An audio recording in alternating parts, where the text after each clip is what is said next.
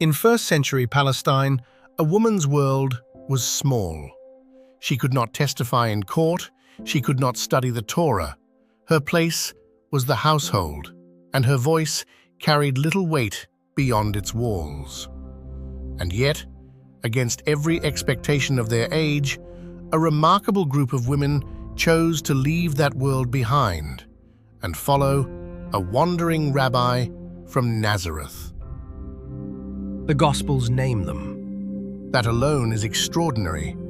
First among them, Mary Magdalene. She came from Magdala, a fishing town on the western shore of the Sea of Galilee.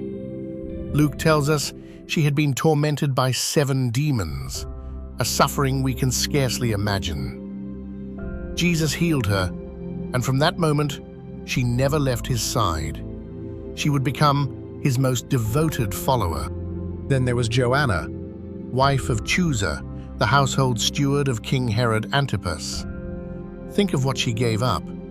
She walked away from palace halls and royal privilege to travel the dusty roads of Galilee with a group of itinerant preachers. It was an astonishing choice. Luke mentions Susanna and then adds these remarkable words, and many others. We don't know all their names, but we know what they did. They supported Jesus and the 12 from their own means. Their generosity made his ministry possible. In Bethany, just outside Jerusalem, 2 sisters welcomed Jesus into their home. Martha, the practical one, bustling about to serve her guests, and Mary, who sat at Jesus' feet and simply listened. When Martha complained, Jesus gently told her that Mary had chosen the better part. He honored a woman's right to learn.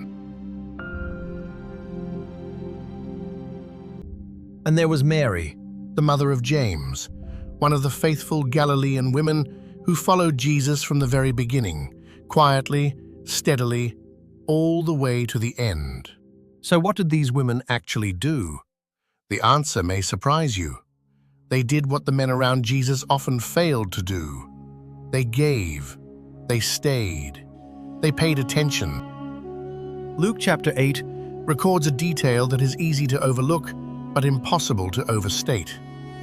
As Jesus traveled from town to town, proclaiming the good news of the kingdom, these women went with him, and they provided for him and the disciples out of their own resources. This was not symbolic support. This was the financial backbone of Jesus' ministry. Without these women, there would have been no mission.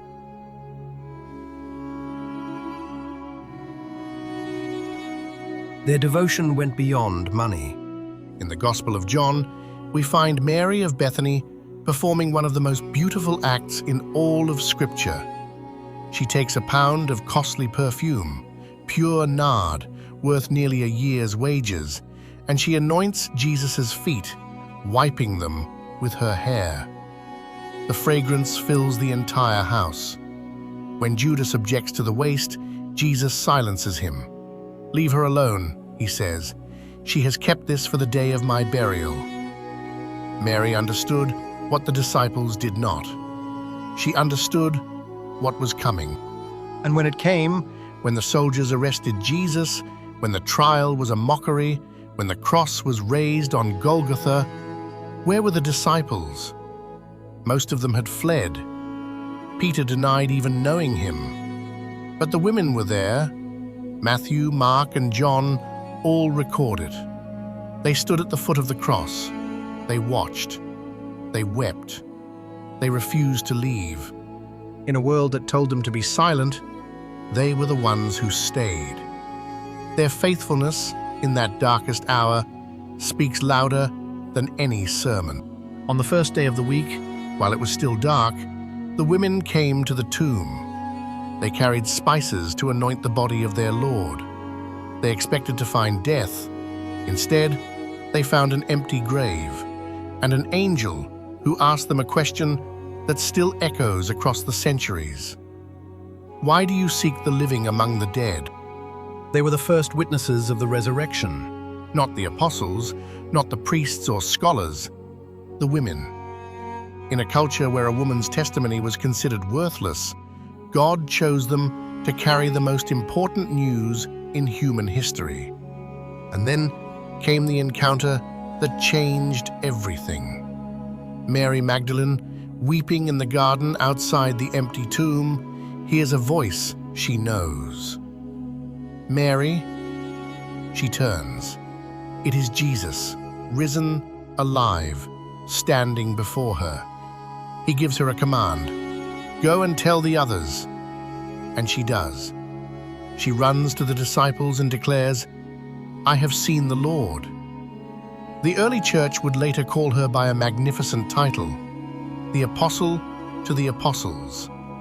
The last time we see these women in Scripture is in the book of Acts, chapter 1. After Jesus ascends to heaven, the disciples return to the upper room in Jerusalem, and there, Luke tells us, the women were with them, together in prayer, waiting for the promise of the Holy Spirit, waiting for Pentecost. It is a quiet scene, Easily missed. But consider what it means. At the very beginning of the church, at the foundation of everything that was to come, the women were there. Not on the margins, not in the background, at the heart of it. They were the ones who gave when others held back.